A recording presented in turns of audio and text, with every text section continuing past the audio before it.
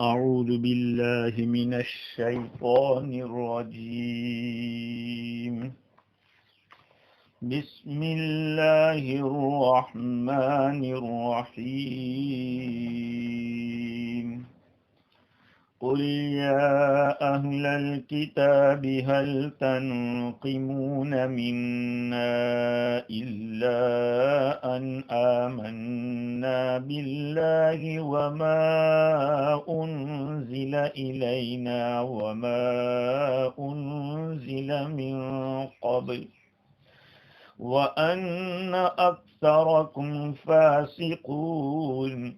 قل هل أنبئكم بشر من ذلك مثوبة عند الله من لعنه الله وغضب عليه وجعل منهم القردة والخنازير وعبد الطاغوت أولئك شر مكانا وأضل عن سواء السبيل.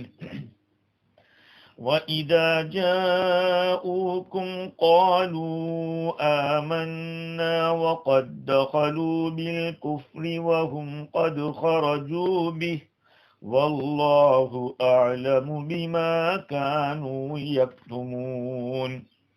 وترى كثيرا منهم يسارعون في الإثم والعدوان وأكلهم السحت لبئس ما كانوا يعملون. لولا ينهاهم الربانيون والأحبار عن قولهم الإثم وأكلهم السحت لبئس ما كانوا يصنعون. صدق اللہ العظیم.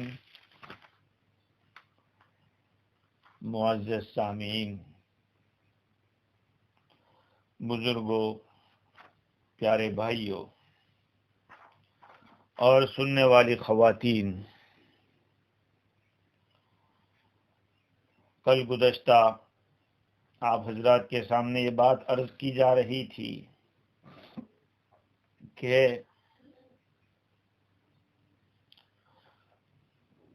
اہل کتاب اور کفار و مشرکین،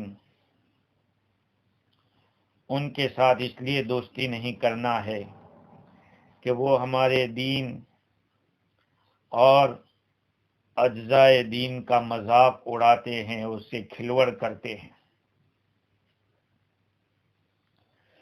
ابھی جن آیات کریمہ کو پڑھا گیا اس میں اللہ رب العزت کی طرف سے گویا کہ ایک سوال ہے کہ کون سی چیز تم لوگ دیکھ رہے ہو ہمارے دین کے اندر جس کی وجہ سے تم اس کا مذاق اڑاتے ہو اور اس کے ساتھ کھلوڑ کرتے ہو.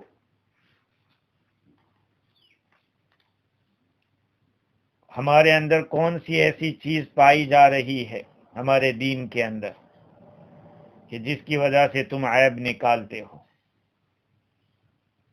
اللہ تعالیٰ نے اپنے حبیب کو خطاب کر کے فرمایا بطور تعجب کے کہ تم لوگ ہمارے دین میں کیا پاتے ہو، ہم سے تم لوگوں کو کون سی چیز بری لگ رہی ہے.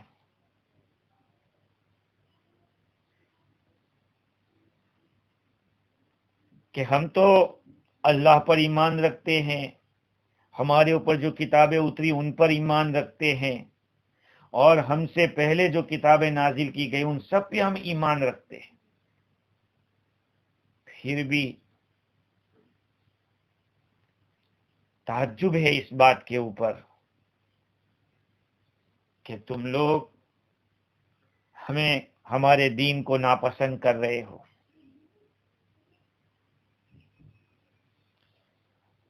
خیر، انداز اللہ رب العزت نے اس طریقہ اختیار کیا ہے اس مقام کے اوپر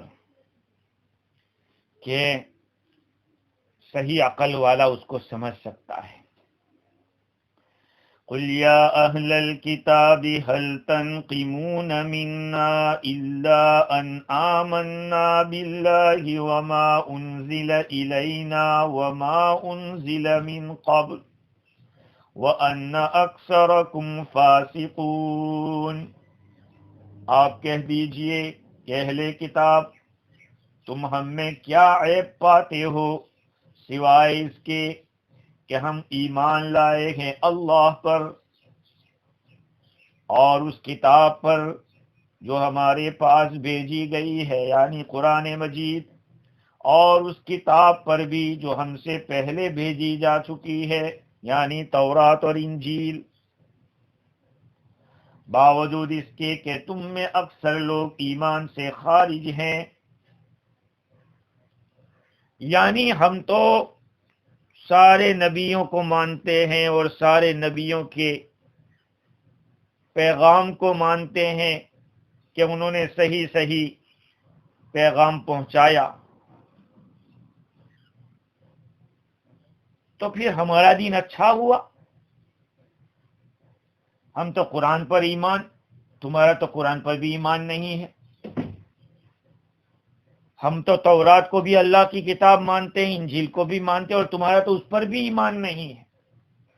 اگر ایمان ہوتا تو رسول اللہ صلی اللہ علیہ وسلم کے بارے میں جو بشارتیں آئی ہے اور قرآن مجید پر ایمان لانے کی جو ہدایت آئی ہے تورات اور انجیل میں، تو ضرور تم ایمان لاتے۔ اگر ان باتوں کو مانتے ہیں تو عمل کیوں نہیں ہے؟ اور عمل نہیں ہے اس کا یہ مطلب کہ تمہارا اس پر ایمان نہیں ہے۔ تو قرآن مجید کا انکار یہ اس بات کی دلیل ہے کہ ان کا تورات و انجیل پر بھی ایمان نہیں ہے۔ تو یہ عیب تو تمہارے اندر ہے، ہمارے اندر کہاں؟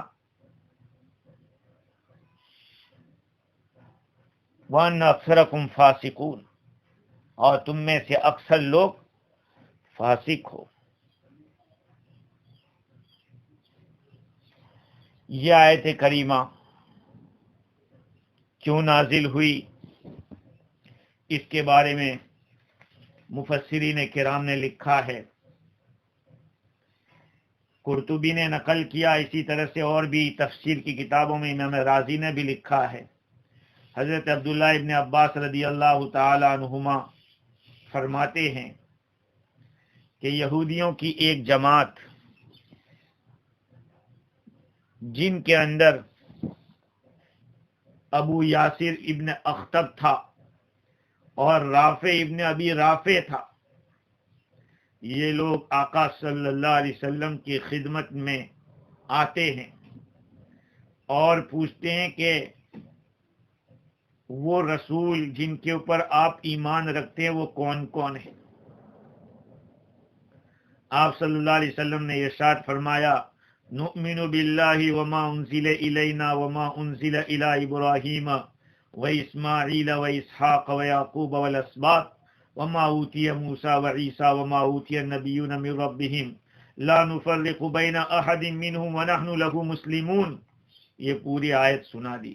ہم تو اللہ پر بھی ایمان رکھتے ہیں اور ان کتابوں پر جو ہماری طرف نازل کی گئی اور ان کتابوں پر جو ہم سے پہلے سیدنا ابراہیم، اسماعیل، اسحاق اور یعقوب اور ان کی اولاد، اور اس کتاب پر جو موسیٰ علیہ السلام کو دی گئی، اس کتاب پر جو عیسیٰ علیہ السلام کو دی گئی، لا نفرق بین احد منہم والنبیون من ربہم، ان سے پہلے جتنے بھی انبیاء کو جو کچھ بھی دیا گیا کہ ہم سب پر ایمان رکھتے ہیں، کسی نبی میں ہم تفریق نہیں کرتے، ہم اسی کے سامنے جھکنے والے، اسی کے مطیع ہے۔ جب یہ آیت کریمہ سنائی اور اس میں حضرت عیسیٰ علیہ السلام کا ذکر آیا تو ان لوگوں نے آپ کی نبوت کا انکار کر دیا، کہا کہ دنیا اور آخرت میں اس سے کوئی کم حصے والا کوئی دھرم ہی نہیں ہے، کوئی دین اس سے زیادہ معمولی کوئی نہیں۔ اور تمہارے دین سے برا کوئی دین بھی نہیں، یہ سب کہا۔ اللہ تعالیٰ نے یہ آیت کریمہ نازل فرمائی تو ما قبل کے ساتھ ربط بھی ہو گیا کہ جیسے ان لوگوں نے اذان کا انکار کیا تھا، کیونکہ اذان میں بھی شہادتین ہے، توحید ہے، آپ صلی اللہ علیہ وسلم کی نبوت ہے، یہ ساری چیزیں تھی، اس طرح سے ما قبل سے بھی ربط ہو جائے گا۔ اس وقت یہ آیت کریمہ نازل ہوئی تھی جس میں اللہ تعالیٰ نے فرمایا کہ تم کو ہم سے یہی بات ناپسند ہو رہی ہے، ناگوار لگ رہی ہے کہ ہم اللہ پر اور ہمارے اوپر نازل کردہ کتابوں پر اور ہم سے پہلے نبیوں پر جو نازل ان ساری کتابوں پر ہم ایمان رکھتے ہیں، یہی چیز۔ حالانکہ یہ چیز تو ایسی ہے نہیں کہ جو کسی کو بری لگے۔ بھائی اللہ پر ایمان رکھنا وہ تو ساری طاعتوں کی جڑ ہے۔ اللہ پر ایمان نہیں ہے تو دنیا کی نیکیاں کر لو، سب بیکار ہیں۔ اللہ پر ایمان ضروری ہے، اور محمد عربی صلی اللہ علیہ وسلم پر اور آپ کے بعد آپ کے ساتھ دوسرے جتنے انبیاء علیہ السلام پر ایمان رکھنا وہ تو حق اور سچ ہے۔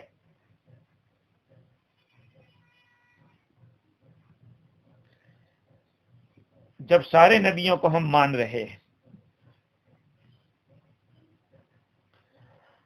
تو پھر آپ لوگوں کو کیا تکلیف ہے؟ آپ لوگوں کو تو ماننا چاہیے تھا۔ جب سارے نبیوں کی نبوت حق ہے اور بعض انبیاء کرام کو جو معجزے دیے گئے وہ معجزے حضور اکرم صلی اللہ علیہ وسلم کو بھی دیے گئے، تو پھر حضور کو بھی نبی مان لو، رسول مان لو، بعض کو مانو بعض کو نہیں مانو، یہ تو کیسی بات ہے؟ حالانکہ سارے انبیاء آپس میں ایک دوسرے کی تصدیق کرنے والے تھے، کسی میں کوئی اپوز نہیں تھا۔ تمہارا مذہب باطل ہے، ہم جس پر ہے وہ سیدھا راستہ ہے، پھر بھی تم ہمیں ناپسند کر رہے ہو۔ وَأَنَّ أَكْثَرَكُمْ فَاسِقُونَ، تم میں سے اکثر لوگ صحیح راستے سے نکلے ہوئے ہیں۔ فاسق کا مطلب ہے، ابن کثیر نے لکھا، خارجون عن الطریق المستقیم، تم سیدھے راستے سے نکلے ہوئے ہو۔ یہ اکثرکم فاسقون فرمایا، سب کو نہیں فرمایا کہ تم سب فاسق ہو۔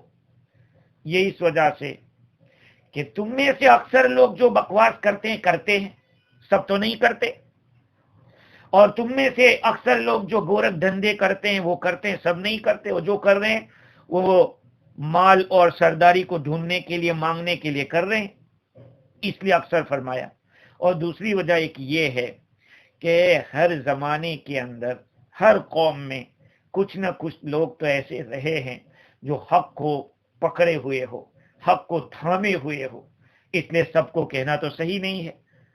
القرآن کے ایک ایک لفظ کی قیمت ہے اور ایک ایک کے پیچھے وزڈم ہے۔ اللہ تعالیٰ نے ان کو فاسق کہا، یہ علت ہے کہ تم ہمیں کیوں ناپسند کرتے ہو، اس لیے کہ تمہارے اندر فسق ہے۔ تم کو ہم سے جو تکلیف ہے وہ اس وجہ سے کہ ہم اللہ اور اس کے رسول پر ایمان لائے ہیں، اور تم کو تکلیف اس وجہ سے ہوئی کہ تم فاسق ہو۔ تو گویا کہ اللہ تعالیٰ نے اس مقام کے اوپر ایک طرف یہ بات بتلائی کہ ہم سے تم لوگوں کو یہ برا نہیں لگنا چاہیے، اور اللہ تعالیٰ نے تعریف کی ہے، اشارہ کر دیا کہ تم ایمان کیوں نہیں لاتے ہو، اس لیے کہ تمہارے اندر فسق ہے،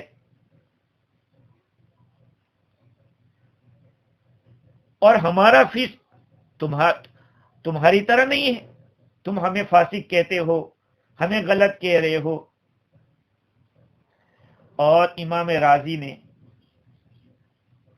اس کی ایک مثال یہ دی کہ اللہ تعالیٰ یہ فرما رہے ہیں، جیسے کہ ایک کہاوت ہے یا ایک جملہ اس طرح استعمال میں آتا ہے، هل تنقم مني الا انی عفیف وانک فاجر، میں تجھے مجھ سے یہی برائی لگتی ہے کہ میں تو پاک دامن ہوں اور تو فاجر ہے، یا یہ کہ وانی غنی وانت فقیر، میں مالدار ہوں یہ تجھ کو کھلتا ہے اور تو فقیر ہے۔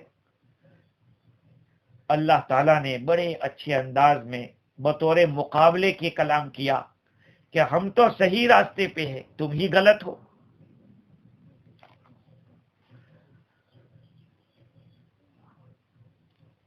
آگے اللہ تعالیٰ نے ان لوگوں کو جواب دیا ہے، کس طرح سے؟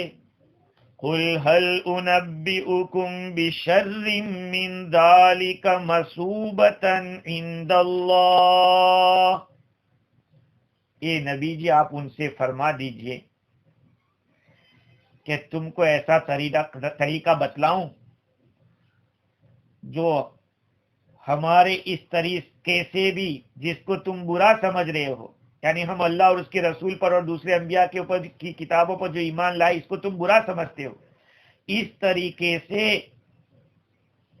برا طریقہ جس کو تم سمجھ رہے ہو اس سے بھی خدا کے یہاں سزا ملنے میں زیادہ برا ہو وہ بتائیں۔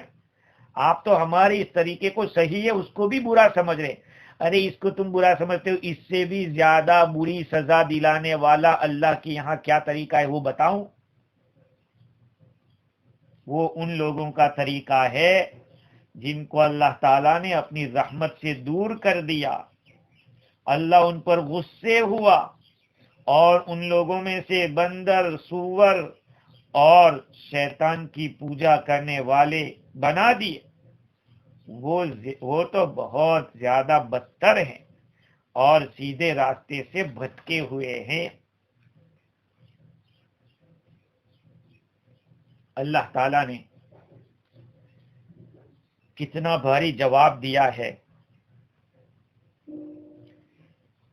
مقام تو یہاں پر یہ تھا کہ ان پر الزام عائد کیا جاتا کہ تم غلط ہو، تم نے ایسا کیا ہے، تم ایسے ہو، ان کو نہیں الزام دیا، مگر قرآن کریم نے طرز بدل کر ایک مثال کی صورت میں پیش کیا۔ دعوت و تبلیغ کرنے والوں لوگوں کو سمجھنا چاہیے کہ قرآن کی تفسیر کو سنیں، اس کو سمجھیں، ہاں تو سمجھ میں آئے گا کہ دعوت کیسے دی جاتی ہے۔ آپ یہ کہہ دو کہ بھائی کوئی آدمی اپنے دہی کو کھٹا کہے گا تو اس کا دہی کیسے بکے گا، کوئی اس طرح کی بات کہہ دے، ارے بھائی کھٹا ہے تو اس کو کھٹا کہنے میں کیا ہے؟ انداز سمجھو، قرآن مجید کا جو انداز ہے، قرآن نے ان کو نہیں ٹچ کیا بلکہ ایک قوم کی مثال بتلائی کہ تم ہمیں برا کہتے ہو، ارے اس سے برا تو وہ ہے جس کی سزا اللہ کی یہاں زیادہ سخت ہوگی۔ یہ دعوت کا اسلوب ہے، ایک عنوان ہے جو ایسا عنوان ہے جس سے سامنے والے کو اشتعال پیدا نہیں ہوتا، سامنے والا غصے نہیں ہوتا۔ دعوت دینے جب جاوے آدمی تو اس وقت اگر سامنے والا کچھ کڑوی کسیلی کہہ لے تو سن بھی لینی چاہیے، اور اس کو اچھے انداز میں، ایسا نہیں کہ اس کو برا لگ جاوے اور آپ کی بات ہی نہ سنے۔ اللہ تعالیٰ نے اس قوم کی کچھ صفات بیان کی۔ ایک تو یہ بتلائی کہ لعنہ اللہ، اللہ نے ان کے اوپر لعنت بھیجی، وغضب علیہم، اللہ ان سے ناراض ہو گیا، غصہ اللہ کا نازل ہوا، اور ان میں سے بندر، خنزیر اور شیطان کی پوجا کرنے والے ایسے بنا دیے۔ تو یہ تو بدتر ہے، درجے کے اعتبار سے بہت برے ہیں اور سیدھی راستے سے بہت دور جا پہنچے ہیں، بھٹکے ہوئے ہیں۔ دیکھ لیجئے ان میں کون سا طریقہ برا ہے، آیا وہ طریقہ جس میں غیر اللہ کی عبادت ہو اور اس پر یہ وبال ہو، یا وہ طریقہ جس میں سراسر توحید اور نبوت ہو، انبیاء کی تصدیق ہو؟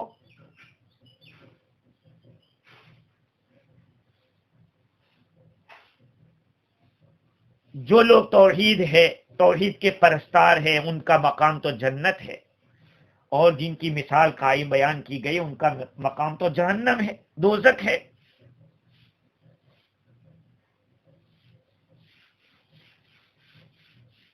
اشارہ یہ ہے کہ تم لوگ جو ہنس رہے ہو ہم پر، حالانکہ یہ ہنسنے کے لائق اور مذاق کے لائق تو یہ طریقہ ہے، کیونکہ یہ سب خصلتیں تم میں پائی جاتی ہے۔ کیونکہ یہود نے گائے کی پوجا کی، نصارہ نے عیسیٰ علیہ السلام کو خدا بنایا، پھر اپنے علماء اور مشائخ کو خدائی کا اختیار دے دیا۔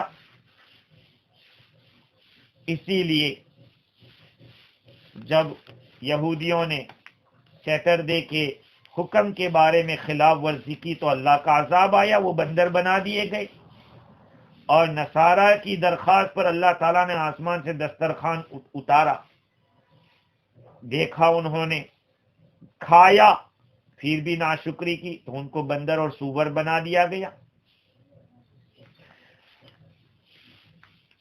مفسر حقی نے لکھا ہے کہ داؤد علیہ السلام کے زمانے میں آپ کی بد دعا سے بندر بنا دیے گئے، کیونکہ سنیچر کے دن ان کو شکار کرنے سے، مچھلی کا شکار کرنے سے روکا تھا، لیکن وہ رکے نہیں، وہ فرائیڈے کو جال ڈال دیتے تھے اور اس میں ہیلا کرتے تھے، سنیچر کے شکار کو حلال سمجھا، بعضوں کو خنزیر بنا دیا۔ عیسیٰ علیہ السلام کے زمانے میں انہوں نے دسترخوان کو دیکھا بھی، کھایا بھی، سب کچھ کیا، پھر بھی انکار کیا، واضح دلائل کو دیکھ کر بھی منکر ہوئے۔ یہ آیت کریمہ ہے۔ جب یہ آیت نازل ہوئی تو رازی نے بھی لکھا ہے، اور بھی بعض مفسرین تفسیر روح البیان میں بھی لکھا ہے کہ جب یہ آیت نازل ہوئی تو مسلمان یہودیوں سے کہتے تھے، یا اخوت القرد والخنازیر، اے بندروں کے بھائی اور خنزیر کے بھائی، فنکسوا رؤوسہم وافتضحوا، تو وہ اپنے سر کو جھکا لیتے تھے اور رسوا ہوتے تھے۔ یہ ہے۔ اب سوال یہ ہوتا ہے کہ جب ان قوموں کے اندر بندر بنا دیے گئے، خنزیر بنا دیے گئے، تو کیا آج جو کچھ ذریت دکھ رہی ہے ان کی کیا انہی کی اولاد ہے؟ یہ بندر کی اولاد ہے؟ جیسے کہ داروین تو یہی کہتا ہے، جو اس کی تھیوری ہے، وہ قربان جائے نبی اکرم صلی اللہ علیہ وسلم پر کہ آپ نے اس کا بھی جواب دے دیا۔ حضرت عبداللہ ابن مسعود رضی اللہ تعالیٰ عنہ کی روایت ہے، رسول اللہ صلی اللہ علیہ وسلم سے پوچھا تھا کہ بندر اور سور انہی بندروں کی اولاد ہے؟ آپ صلی اللہ علیہ وسلم نے فرمایا نہیں، اللہ تعالیٰ نے جس کسی قوم کو ملعون کر کے مسخ کر دیا ہے، ان کی شکلوں کو چینج کر دیا، تو پھر ان کی نسل ہرگز نہیں رکھی۔ بندر سور تو پہلے سے اللہ کی مخلوق ہے، پھر جب یہود پر اللہ تعالیٰ کا غضب ہوا تو مسخ کر کے بندروں اور سوروں کے مثل کر دیا۔ تو یوں نہ سمجھا جائے کہ آج کل جو دکھ رہے ہیں وہ وہی ہے، وہ تو پہلے سے جو مخلوق تھی وہ تھی، لیکن بعض لوگوں کو عبرت کے لیے بھی بندر بنا دیا گیا۔ بہت مختصر سے میں عرض کر رہا ہوں کیونکہ وقت کا بھی بہت لحاظ رکھنا پڑتا ہے۔ نبی اکرم صلی اللہ علیہ وسلم کے روضہ اقدس کے اوپر ایک یمنی عالم ہر سال حج کے موقع پر نئے نئے قصیدے لکھ کر لاتا تھا اور آقا کی شان میں وہ بیان کرتے تھے۔ یہ بات کسی شیعہ کو پسند نہیں آ رہی تھی، اس کو کھلتی تھی۔ اس نے اس عالم کو دعوت دی کہ آپ فلانی جگہ پر میرے یہاں تشریف لائے، آپ کو فلاں وقت کی دعوت ہے۔ یہ تشریف لے گئے تو اس کمینے نے اس اللہ والے کو بند کر دیا اور لٹا کر ان کی زبان کو کاٹ لیا۔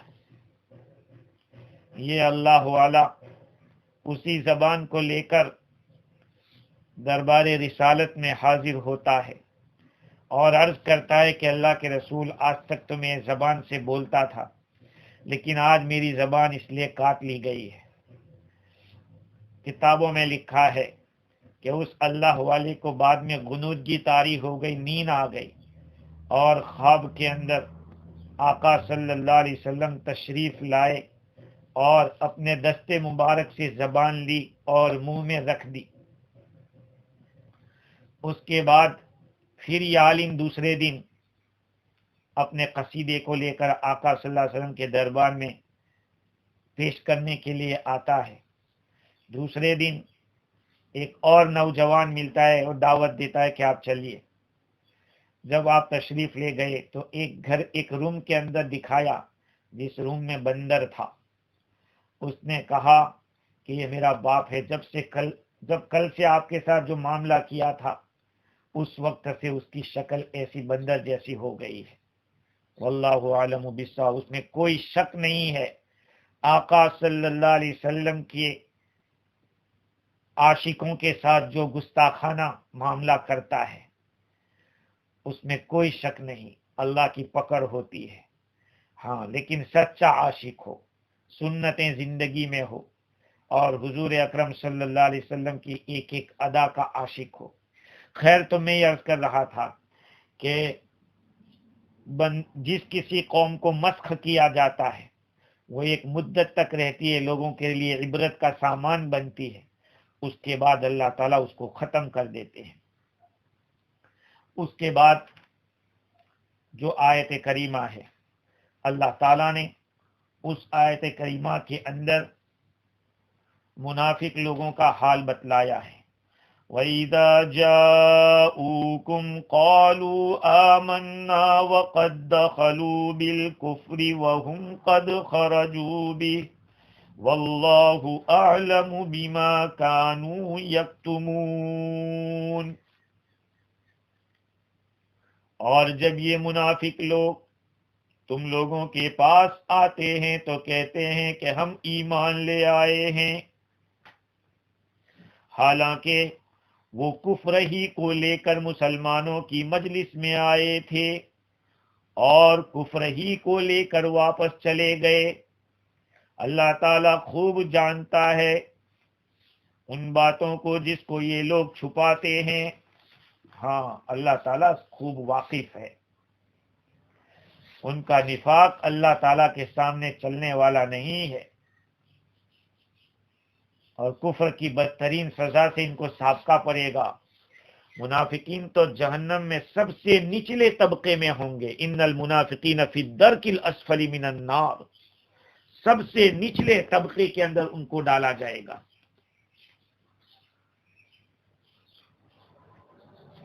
خیر، اللہ تعالی ہم سب کے حفاظت فرماوے، ہمارے ایمان کی حفاظت فرماوے۔ آگے کی جو آیت ہے اس کے اندر اللہ تعالیٰ نے یہود کی جو اخلاقی گراوٹ اور عملی بربادی تھی اس کا تذکرہ تفصیل کے ساتھ کیا ہے، تاکہ سننے والوں کو نصیحت ہو کہ ان افعال اور ان افعال کے جو اسباب ہو سکتے ہیں اس سے دور رہے۔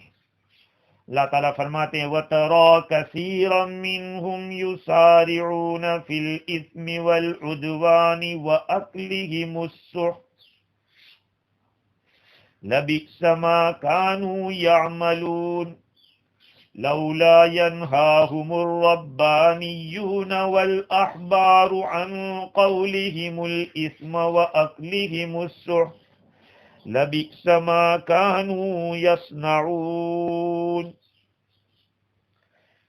اے مخاطب، تو ان میں سے بہتوں کو دیکھے گا جو دوڑ کر گناہ میں اور ظلم میں اور حرام کھانے پر گرتے ہیں، واقعی ان کے یہ کام برے ہیں، اور ان کے مشائخ اور علماء گناہ کی بات کہنے سے کیوں نہیں منع کرتے، واقعی ان کی یہ عادت بری ہے۔ ان دو آیتوں کے اندر یہود کے دو طبقوں کی برائی بیان کی ہے۔ یہود کے دو طبقے، ایک طبقہ عوام کا ہے اور ایک طبقہ خواص کا ہے۔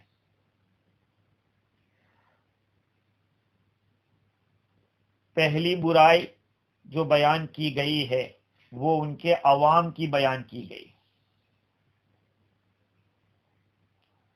اب اس میں کوئی شک نہیں، جیسے میں نے پہلے بھی عرض کیا تھا کہ ہر قوم کے اندر کچھ نہ کچھ لوگ تو اچھے ہوتے ہی ہیں، اور قرآن مجید جب بیان کرتا ہے تو ہر لفظ کے اندر اس بات کی رعایت ہوتی ہے کہ سچائی سامنے رہے۔ وَتَرَى كَثِيرًا مِّنْهُمْ، ان میں سے بہت سارے لوگوں کو تو دیکھے گا۔ اب کچھ لوگوں کو نکال لیا، یعنی سب ایسے نہیں ہے، کچھ اچھے بھی ہیں۔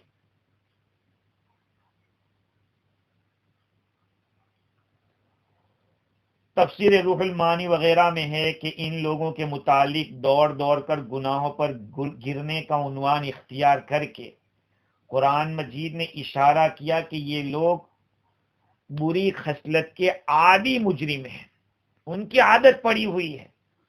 کبھی کبھار گناہ ہو جاتا ہے وہ بات الگ ہے، لیکن ان کی تو یہ عادت بنی ہوئی ہے۔ کس کی؟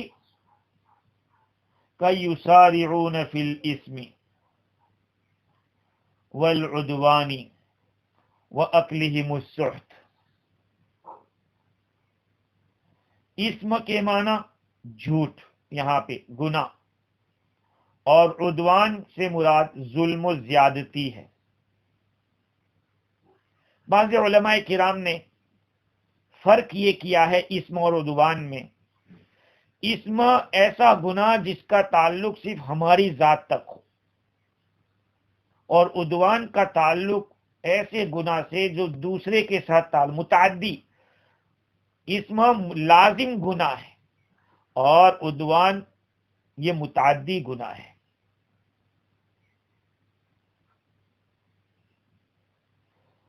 اللہ تعالیٰ نے تین باتیں بتلائی، فی الاسم والعدوان واکلہم السحت، حرام کھانے کے اوپر دوڑ لگاتے ہیں، کہیں سے بھی مل جاوے۔ لبئس ما کانوا یعملون، برا ہے وہ کام جس کو یہ لوگ کر رہے ہیں۔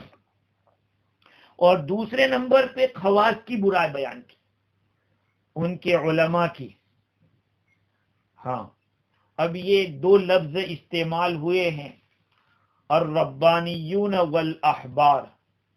لولا ینہاہم الربانیون والاحبار، کیوں ان کو نہیں روکتے ہیں ان کے درویش اور ان کے علماء گناہ کی بات کرنے سے کیوں نہیں روکتے اور حرام کھانے سے کیوں نہیں روکتے؟ لبئس ما کانوا یصنعون، بہت برا ہے، بہت بری عادت ہے جس کو یہ لوگ کر رہے ہیں۔ جہاں عوام کا تذکرہ ہوا وہاں تو یعملون کہا، اور جہاں خواص کا تذکرہ کیا وہاں پہ یصنعون کہا۔ دو لفظ ہیں، ایک ہے عمل اور ایک ہے صنع۔ دونوں میں فرق یہ ہے کہ عمل وہ عادت کے لیے نہیں ہے۔ صنع کا جو لفظ ہے، بھئی جانور سے یا انسان سے جو کچھ بھی فعل صادر ہوتا ہے، اگر کسی ارادے سے کرے گا تو اس کو عمل کہیں گے۔ کوئی بھی جانور ارادتاً کوئی کام کرتا ہے اس کو عمل کہتے ہیں، لیکن اگر اس عمل کو کرتے کرتے بار بار کرتے رہنے سے جو ایک ہیبٹ بن جاتی ہے، یہاں تک کہ وہ عادت بن کے راسخ ہو جاتی ہے، ملکہ ہو جاتی ہے، تو اس کو صنع کہتے ہیں، صنعت کہتے ہیں، صناعت کہتے ہیں۔ اس لیے عمل اور صنع کے اندر زیادہ رسوخ کا معنی صنع کے اندر ہے۔ اللہ تعالیٰ نے عوام کی جو بات تھی اس کو عمل سے تعبیر کیا، لبئس ما کانوا یعملون، بہت برا ہے وہ کام جس کو وہ لوگ کر رہے تھے، عوام کر رہے تھے۔ اور جہاں رہبان اور احبار کی بات آئی اس کو بیان کیا یصنعون سے، لبئس ما کانوا یصنعون، اس لیے کہ اس میں اشارہ اس بات کی طرف ہے کہ عوام جو کرتے تھے وہ ایک عمل تھا ان کا، لیکن ان کے مشائخ کا نہ روکنا یہ ان کی عادت بن چکی تھی۔ دوسری بات یہ ہے کہ عوام کا گناہ اتنا بھاری نہیں ہے جتنا کہ خواص کا ہے۔ حضرت حکیم الامت مولانا تھانوی رحمۃ اللہ علیہ نے لکھا ہے کہ تنبیہ علی ان الشیخ الذی یؤثر نہیہ فی کف المنہی عن فعل المنہی عنہ اقبح حالا من حال المرتکب، اس میں اشارہ اور تنبیہ ہے کہ جو شیخ ایسا ہے جس کا روکنا منہی کو روکنے کے بعد میں، یعنی جس آدمی کو جو گناہ کر رہا ہے اس کو روکنے کے بعد میں اس کی نہیں اثر کر سکتی ہے کہ اس برے فعل سے بچ، لیکن پھر بھی وہ نہیں کر رہا ہے، یہ اس کا حال اس گناہ کے کرنے والے سے زیادہ برا ہے۔ ہاں، جو شیخ اپنے مرید کو برائی سے روکنے میں بچتا ہے، نہیں روکتا ہے، اور نہ روکنے کو اہم سمجھتا ہے کہ ٹھیک ہے چلنے دو، اور وہ مرید جو کرتا جا رہا ہے، کہا یہ شیخ کا نہ روکنا یہ زیادہ خراب ہے اس آدمی سے، کیونکہ اس شیخ کی عادت دنیا کمانے کی عادت بنی ہوئی ہے، اس لیے اس سے خراب ہے۔ اس پہ میں لطیفہ سناتا ہوں، ہے تو لطیفہ بلکہ یوں کہیے ہے کثیفہ، لیکن اس میں ایک معنی ہے جس کو حضرت حکیم الامت رحمت اللہ علیہ کے ملفوظات میں کسی جگہ دیکھا تھا کہ ایک مرید تھا اور ایک شیخ تھا۔ مرید نے اپنے شیخ سے کہا کہ میں نے ایک عجیب خواب دیکھا ہے۔ تو کہا کہ کیا؟ کہا آپ کا ہاتھ تو حلوے کے اندر رکھا ہوا ہے اور میرا ہاتھ پیخانے کے اندر ہے۔ تو شیخ نے کہا کہ دیکھا میرا مقام ہے؟ کہا نہیں، ابھی خواب ادھورا ہے، آپ پورا سنیے۔ آپ میرا ہاتھ چاٹ رہے ہیں اور میں آپ کا ہاتھ چاٹ رہا ہوں۔ اب ظاہری بات ہے، لگتی تو ہنسنے کی بات ہے، لیکن یہ جو نجاست اور پاخانہ ہوتا ہے اس میں اشارہ حرام مال کی طرف ہوتا ہے یا دنیا کی طرف ہوتا ہے۔ اس کا یہ مطلب تھا کہ شیخ کا جو فیض اس کو مل رہا ہے وہ تو حلوے کی شکل ہے، لیکن یہ ادھر سے جو پیسہ اور کچھ بطور رہا ہے یا اینٹ رہا ہے وہ ایک نجاست کی طرح ہے۔ بظاہر تو یہ لطیفہ ہے یا یوں سمجھے کہ قصے جیسی بات ہے، لیکن اس میں معنی ہے۔ تو شیخ کو چاہیے کہ امر بالمعروف اور نہی عن المنکر کرنے کے اندر ذرہ برابر بھی رو رعایت نہ کرے۔ حضرت سفیان ابن عیینہ فرماتے کہ سفیان ابن سعید نے مسعر سے روایت کی کہ مجھے ایک بات پہنچی کہ ایک فرشتے کو حکم ملا کہ فلانی بستی کو دھسا دیا جائے۔ فرشتے نے کہا یا رب فیہا فلان العابد، اے اللہ اس جگہ تو فلانا عابد رہتا ہے۔ اللہ تعالیٰ نے فرمایا کہ ہاں اسی سے شروع کرو، اس لیے کہ فَإِنَّهُ لَمْ يَتَمَعَّرْ وَجْهُهُ فِيَّ سَاعَةً قَطُّ، اس نے میرے خاطر کبھی بھی اپنا چہرہ نہیں بگاڑا۔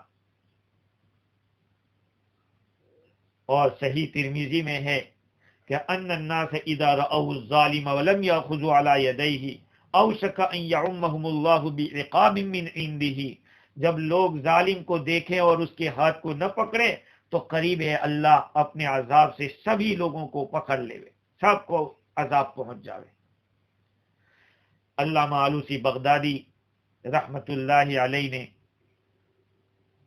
اس مقام کے اوپر لکھا ہے کہ اس آیت کریمہ میں علماء کے اوپر رونا رویا گیا ہے جو نہی عن المنکر کرنے کے اندر سستی کرتے ہیں، اور اسی وجہ سے اسی لولا ینہاہم الربانیون کی جو آیت کریمہ ہے، اس آیت کریمہ کو عبداللہ ابن عباس رضی اللہ عنہ فرماتے ہیں کہ ما فی القرآن آیہ اشد توبیخا من هذه الآیہ، کا قرآن مجید کی سب سے زیادہ جو ڈانٹ والی آیت ہے تو وہ یہ آیت ہے۔ اور یہی بات مفسر ضحاک نے بھی کہی ہے۔ اس لیے امر بالمعروف اور نہی عن المنکر کا جو عمل ہے، اس کو کرنے میں ذرہ برابر بھی رعایت نہیں ہونی چاہیے۔ تفسیر مواہب الرحمن میں لکھا ہے، وہ فرماتے ہیں کہ اہل اسلام کو غور کرنا چاہیے کہ جھوٹ بولنے اور خلاف شرع چلنے اور ظلم و تعدی کرنے اور حرام خوری اور رشوت ستانی کی صفتیں ان یہودیوں کی تھی، جن پر اللہ تعالیٰ نے غضب کر کے ان کو ملعون اور بندر اور سور بنا دیا تھا۔ کئی صدی گزرنے کے بعد اہل اسلام میں بھی یہ بلائیں پھیلی۔ حضور اکرم صلی اللہ علیہ وسلم نے پیشین گوئی فرمائی تھی کہ میری یہ امت یہود و نصارہ کے قدم قدم پر چلے گی، وہ ظاہر ہونا شروع ہوا۔ حضرت علی رضی اللہ تعالیٰ عنہ کا خطبہ بھی بعض کتابوں میں دیکھا کہ حمد و ثنا کے بعد فرمایا کہ یہ لوگوں، تم سے اگلی امتیں اسی وجہ سے برباد ہوئی کہ گناہوں کے پابند ہو گئے اور علماء و فقہا نے ان کو منع نہیں کیا، پھر جب بڑھ چلے تو عذاب الہی نے ان کو پکڑ لیا۔ اس لیے آگاہ رہو، امر بالمعروف و نہی عن المنکر کسی کی روزی کو نہیں کاٹ سکتی اور نہ کسی کی موت کو وقت سے پہلے لا سکتی ہے۔ ہاں، اس لیے میرے عزیزو، علماء کرام جو سن رہے ہیں یا جس کو بتائیں، بات یہ ہے کہ ہم لوگ مالداروں کو دیکھ کر یا بڑے لوگوں کو دیکھ کر حق بولنے سے جھجک محسوس کرتے ہیں اور یہ سوچتے ہیں کہ پھر یہ ہم سے ناراض ہو جائیں گے۔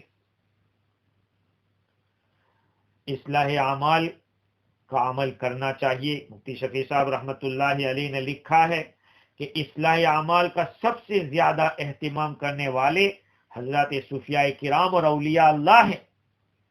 ان حضرات نے انہی ارشادات قرآنیہ سے یہ اہم اصول اخذ کیا ہے کہ جتنے برے یا اچھے اعمال انسان کرتا ہے، اصل اس کا سر چشمہ اندر کی جو ایک طبیعت ہے، اندر کی جو ایک صفت ہے، وہ عادت بن جاوے۔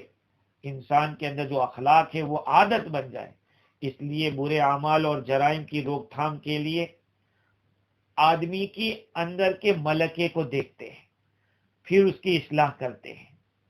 مثلا کسی کے دل میں دنیا کی لالچ بھری ہوئی ہے، اس کی وجہ سے وہ رشوت لے رہا ہے، سود کھا رہا ہے، چوری بھی کر لیتا ہے، ڈاکہ بھی لگا لیتا ہے۔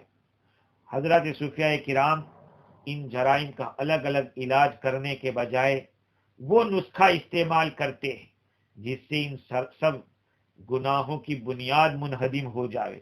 وہ یہ کہ ان کے سامنے یہ بتایا جائے کہ دنیا تو چند روزہ ہے، اور دنیا کے اندر جو کچھ بھی عیش و عشرت ہے وہ کتنے دن کی ہے، اور اس میں کتنا مزہ ہے، کچھ بھی نہیں۔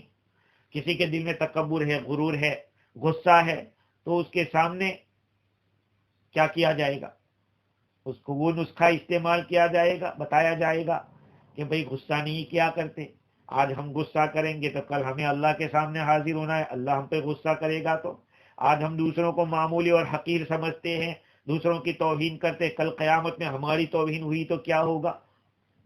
تو علماء کے اوپر عوام کی ذمہ داری ہے ان کے اعمال کی۔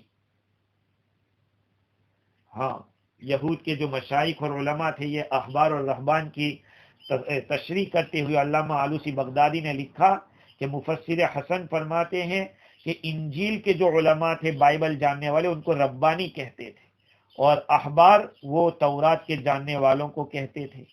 بعض لوگوں نے کہا کہ دونوں کے علماء ربانی اور احبار ہے، اتنا ہے کہ ربانی جو ہوتے ہیں وہ خاص بہت زیادہ قریب اللہ کے سمجھے جاتے ہیں، اور احبار فقہا ہوتے ہیں، علماء ہوتے ہیں۔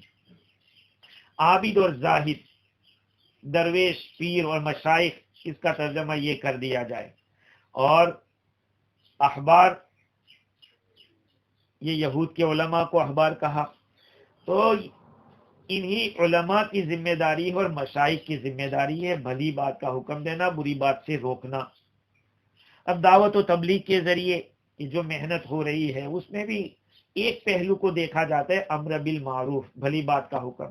وہ بیچارے یہ سوچ کر کہ چلو یہ کرتا ہو گئے تو برائی سے بچتا ہو جائے گا، لیکن ایک بات میں ضرور کہوں گا، وہ ضرور کہوں گا کہ جو حضرات اس کام کو اپنا اوڑھنا بچھونا بناتے ہیں، وہ خود اپنی فکر بھول جاتے، اپنے گھر والوں کی فکر کرنا بھول جاتے ہیں، اور دوسروں کی فکر میں اتنے لگ جاتے ہیں کہ خود کے گھر میں نہ نماز ہے، نہ روزہ ہے، نہ کچھ ہے عبادت۔ تو یہ بھی غلط ہے، یہ بھی غلط ہے۔ نبی اکرم صلی اللہ علیہ وسلم کو اللہ تعالیٰ نے کیا حکم دیا؟ وَأْمُرْ أَهْلَكَ بِالصَّلَاةِ وَاصْطَبِرْ عَلَيْهَا، اپنے گھر والوں کو نماز کا حکم دو اور اس پہ آپ جمے رہیے۔ تو اللہ تعالیٰ نے لبئس ما كانوا يصنعون کہہ کر علماء کو آگاہ کر دیا کہ یاد رکھنا تمہاری بہت بڑی ذمہ داری ہے، اگر اس طرح سے کرو گے تو پھر تمہیں اس کا خمیازہ بھگتنا پڑے گا۔ خیر، احادیث شریفہ کا ایک ذخیرہ ہے جس کے اندر امر بالمعروف اور نہی عن المنکر کا ذکر کیا گیا ہے، بیان کیا گیا۔ عبداللہ سلمی سے پوچھا گیا کہ ہم کیسے معلوم کریں کہ اولیاء اللہ کون ہیں، اللہ کے بندوں میں اولیاء اللہ کون ہیں؟ تو جواب دیا، بلطافت اللسان وحسن الخلق وبشاشت الوجه وسخاوت النفس وقلت الاعتراض وقبول الاعتراض وکمال الشفقت علی عامت الخلق۔ زبان میں نرمی ہو، زبان صاف ستھری ہو، نرمی ہو، لطافت ہو، اچھے اخلاق ہو، چہرے پہ بشاشت ہو۔ آدمی چاہے کتنا ذاکر شاگر یا کتنا ہی عبادت میں کیوں ہو، لیکن چہرے پہ بشاشت ہونی چاہیے۔ بہت سے لوگ ایسے ہوتے ہیں کہ جب بھی دیکھو تو جیسے باسی کری پی ہو، اس طرح کا چہرہ ہوتا ہے۔ بڑے علماء بھی بہت سے لوگ دیکھے ایسے کہ بیچارے عوام محبت سے ملنے جاتے ہیں تو ان کو دھتکار کے بھگا دیتے۔ محبت سے پیش آؤ، بشاشت وجہ، طلاقت الوجہ جس کو کہتے ہیں وہ ہونا چاہیے، وہ بھی صدقے کا ثواب رکھتا ہے۔ سخاوت نفس ہونا چاہیے، قلت اعتراض، لوگوں پہ اعتراض کم کرنا چاہیے، کوئی اگر عذر کر دے تو اس کو قبول کرنا چاہیے، اور عام مخلوق کے اوپر شفقت ہونی چاہیے۔ یہ ساری صفات ہے کہ جس سے پتہ چلتا ہے کہ یہ اللہ کا دوست ہے۔ مزید گفتگو انشاءاللہ آئندہ کل کریں گے، اسی کے آگے، اسی مضمون کو آگے بڑھائیں گے۔ اللہ تعالیٰ مجھے اور آپ کو علم نافع عطا فرمائے، اور جو باتیں کہی گئی اس کو کہنے اور سننے سے زیادہ عمل کی توفیق عطا فرماوے۔ اللہ تعالیٰ اپنا قرب خاص ہم سب کو عطا فرمائے، اپنی محبت اور معرفت سے مالا مال فرماوے۔ وآخر دعوانا الحمدللہ رب العالمین۔